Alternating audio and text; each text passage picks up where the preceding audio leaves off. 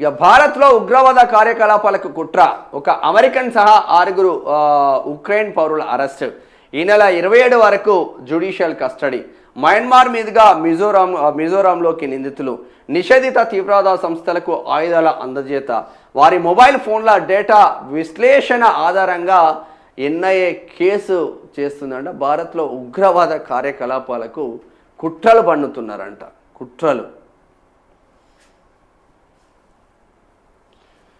భారత్లో ఉగ్రవాద కార్యకలాపాలకు కుట్ర చేసినందుకు గత వారం ఒక అమెరికన్తో పాటు 6 ఉక్రెయిన్ పౌరులు జాతీయ దర్యాప్తు సంస్థ అధికారులు అరెస్ట్ చేశారు. వారిపై శనివారం కేసు నమోదు చేసిన ఎన్ఐఏ అధికారులు పాటియాలా హౌస్ కోర్టులో ప్రవేశపెట్టగా తొలుత 3 రోజులు సోమవారం ఈ నెల 27 వరకు జ్యుడిషియల్ రిమాండ్ విధిస్తూ న్యాయమూర్తి ప్రశాంత్ శర్మ ఆదేశాలు జారీ చేశారు. దాన్ని వారిపై చట్టవిరుద్ధ కార్యకలాపాల నిరోధక చట్టంలోని 18వ సెక్షన్, ఇతర సెక్షన్ల ఆధారంగా కేసు నమోదైంది. మయన్మార్ మీదుగా మిజోరాంలోకి అడుగుపెట్టిన అనుమానితుల వద్ద నిషేధిత ప్రాంతాల్లో పర్యటనలకు అనుమతించే పత్రాలేవి లేవు.